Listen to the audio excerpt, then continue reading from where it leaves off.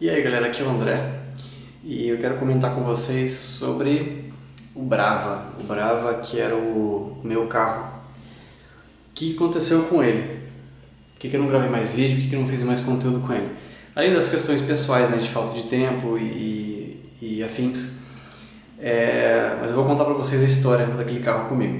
Desde o primeiro dia que eu vi um Brava, eu fiquei absolutamente encantado pelo carro, tipo, fascinado mesmo. Falei, cara, eu preciso ter esse carro antes de morrer. Sabe aquele negócio de tipo, de sentir, cara, esse é o carro que eu quero ter. Foram 2 anos depois que eu vi o carro pela primeira vez que eu acabei comprando. Tipo assim, eu tava à procura de um carro, eu tinha um Gol G4, vendi o Gol e tava à procura de um carro. Eu achei numa loja, né, num revendedor, num garagista, esse carro. Ele tava assim, muito bom, muito inteiro, 2002. Era o único dono, de verdade, né, que eu tinha puxado o documento do carro pra ver, e de fato eu seria o segundo dono de fato, porque o senhorzinho que era o dono dele não deixou consignado. Ele vendeu para a loja transferiu para o nome do dono da loja e depois então eu seria o terceiro dono, mas o segundo dono na prática. Antes de pegar o carro, lá ainda na loja, a ventilação do interna não funcionava, nada. A ventilação interna estava completamente morta. Aí obviamente o ar não funcionava, ar quente isolado, e o cara não tinha ideia de quando tinha sido a última manutenção do carro, nem noção. Eu pedi pro dono da loja, o dono da loja estava pedindo acho que 16 mil no carro. Falei, cara, eu até te pago esse valor que você quer, à vista, só que eu quero esse carro revisado e com ar gelando. Você topa? E o cara falou, beleza, topa.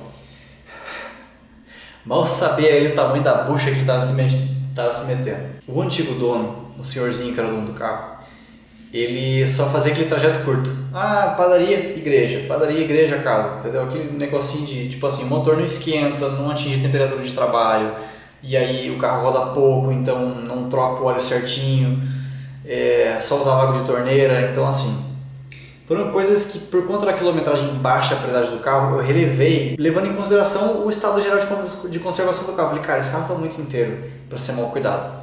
Esse foi o maior erro que eu cometi com esse carro.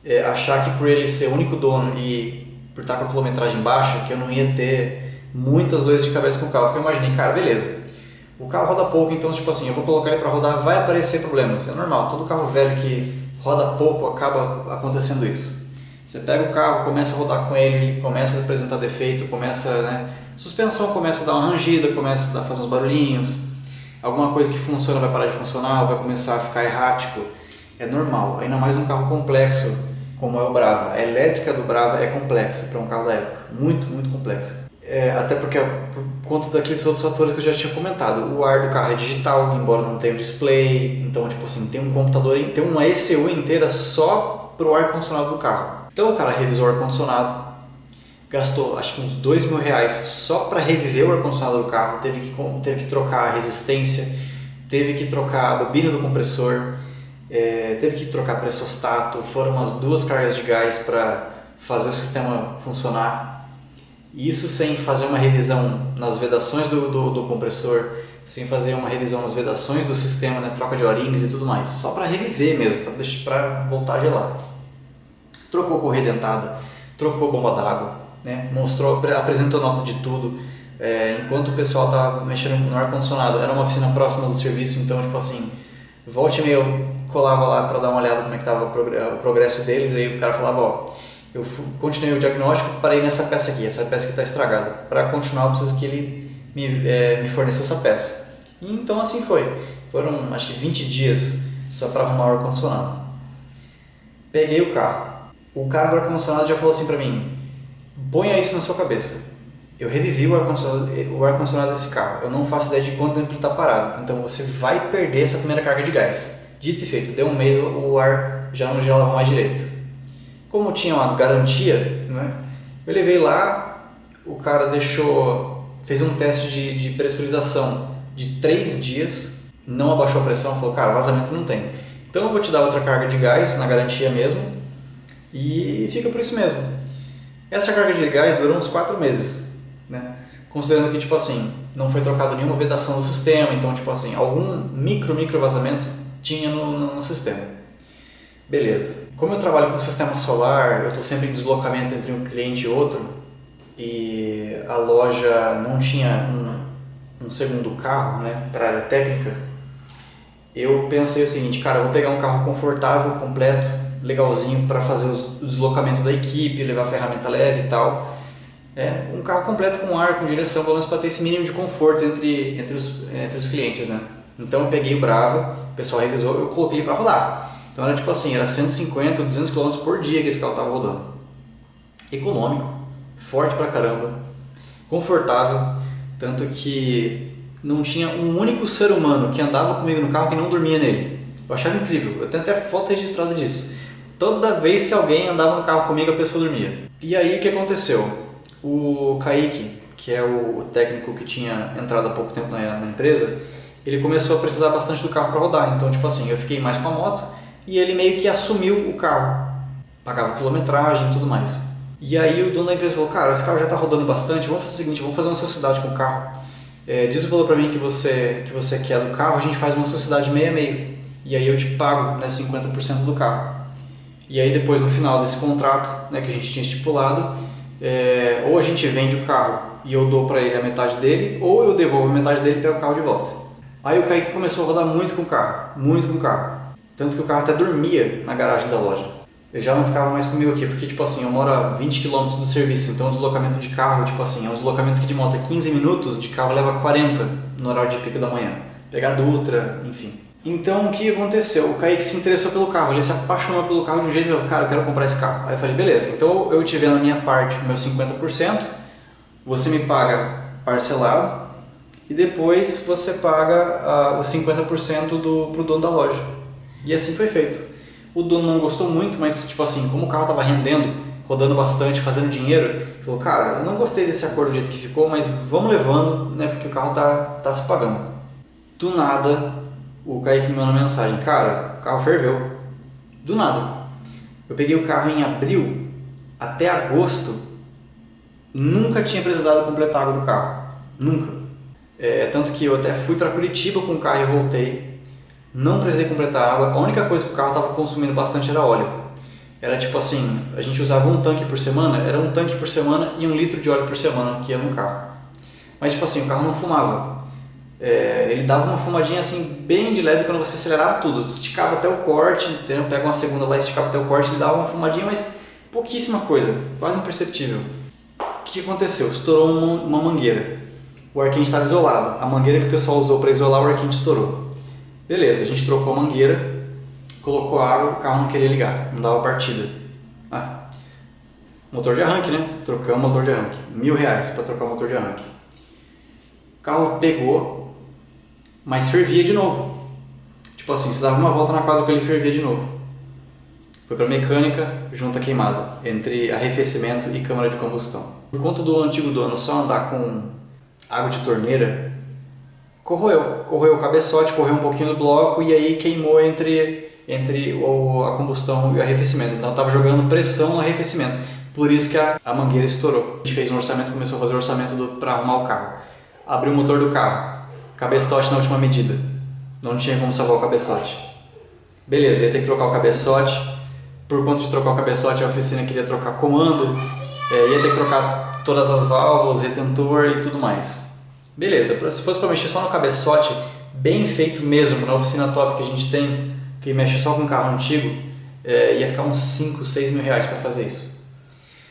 Mas aí tipo assim, começou a ficar incógnita, né? Porra, mas como é que tá a parte de baixo? Pistão folgado, não batia saia, mas estava bem folgado.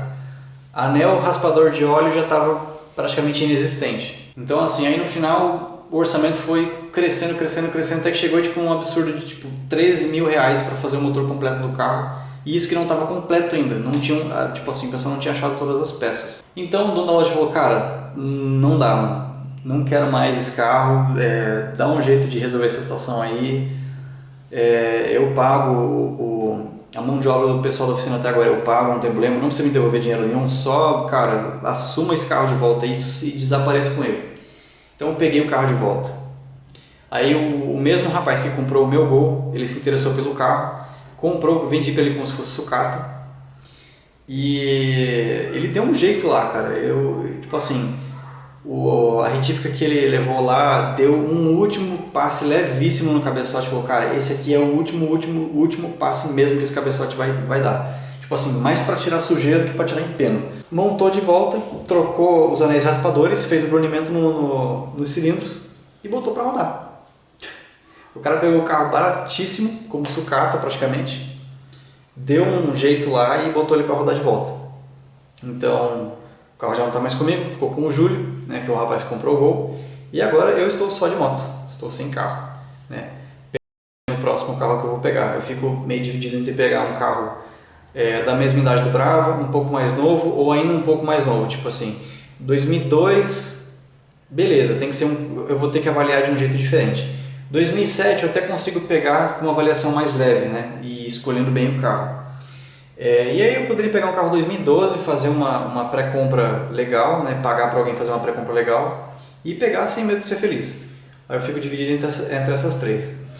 Mas aí tipo assim, novembro e dezembro somou esse lance todo do carro, prejuízos que eu tomei no serviço, tipo assim, serviços que a gente fez que deu prejuízo, a quantidade de serviço caiu, então tipo assim, entre novembro e dezembro, minha comissão basicamente zerou, tipo assim, minha comissão que basicamente dobrava meu salário zerou, por conta de ter que arcar com todo um monte de coisa, tipo assim, somou muitos fatores e acabou quebrando minhas pernas. Agora é isso, começando o ano agora, eu preciso acertar as minhas finanças, preciso fazer um caixa para comprar um próximo carro. E aí tipo assim, eu fico dividido entre 3 carros, assim, que são dessas 3 épocas que eu falei. Eu quero muito um Vectra B, aquele Vectra Millennium, maravilhoso, 2.2 de LS, tudo que eu preciso. Há um tempo atrás eu até faria a loucura de pegar um 2.2 16 automático, o CD, mas é muita coisa, é um carro complexo igual o Brava, o câmbio já está com bastante desgaste, né? Já está com bastante anos nas costas, então assim, é muito risco. Mesmo com uma pré-compra bem avaliada, com um mecânico que entenda do carro, é muito arriscado. O GLS 2.2 é basicamente um Corsa bombado, motor família 2, câmbio manual, ar-condicionado tradicional, elétrica não é muito complicada, então tipo assim, meio que não tem erro, sabe? Mas tem que ser feito uma pré-compra legal também. Eu gosto muito do Civic G7, que é aquele antes do Tubarão, que todo mundo gosta. E se não for para pegar um Civic automático, porque daí se eu for pegar um Civic eu dou preferência para pegar automático, eu pegaria um Punto. E aí no próprio Punto eu fico indeciso entre a versão 1.4 e a versão 1.6 e-Torque. Eu poderia jogar seguro pegando 1.4 Fire, mecânica à prova d'água, não tem erro, ou 1.6, que daí é tipo assim, um pouco mais de motor, mas o motor é uma manutenção um pouco mais complexa, tem que levar um cara que entenda um pouco mais daquele motor. E essa é a história do Bravo. De um sonho assim de algo que eu queria muito a basicamente um pesadelo, porque depois que queimou junto do cabeçote foi um pesadelo, mas até lá o carro era maravilhoso, fantástico, tanto que em fevereiro eu fiz a viagem de Curitiba a São José com um T-Cross, de motor e câmbio o T-Cross é legal, uma máquina, mas de conforto esquece, o carro é muito seco, os bancos são secos, o pedal é alto, então corta a circulação das pernas. Graças a Deus que o T-Cross tem aquele piloto automático adaptativo, mas assim, não é legal. Fiz a viagem de 8 horas, desci do carro com dor nas costas, dor no ombro, dor nas pernas, não foi legal. Aí eu fiz a mesma viagem com o Brava, viagem de 8 horas, eu desci do carro como se eu tivesse viajado meia hora, incrível, assim, sem nada, zerado mesmo. E o carro fez 15 comigo na estrada, na gasolina, então foi muito econômico, com ar ligado toda hora. E aí é isso, essa é a história do Bravo comigo. Se alguém tiver interesse nesse carro, cara, pode pegar, não é um carro ruim de forma alguma, tanto que a mecânica dele é a mesma do Palio, a versão 1.6, mas o cara tem que saber o mínimo de mecânica, tem que ter um mecânico de confiança e tem que fazer uma pré-compra muito bem avaliada para ver como é que está o estado geral do carro, e mesmo assim ainda você corre o risco de, né, a a linha do Maré, ela tem uns belzinhos de elétrica chatos, de aterramento, de corrosão, de emendas no chicote, então assim, tem que pegar com cuidado e mesmo assim você vai ter coisa para fazer toda hora. Mas o carro é fantástico, muito, muito bom, de conforto, de tudo, é sensacional, cara. Eu não consigo nem imaginar o que as pessoas na época, lá em 99, quando esse carro saiu, pensavam desse carro, que é maravilhoso. Enfim, galera, fiquem bem, espero que tenham gostado do vídeo e deixe seu like, comenta aí o que você acha do carro, se você já teve um Brava, e vejo vocês na próxima. Fui!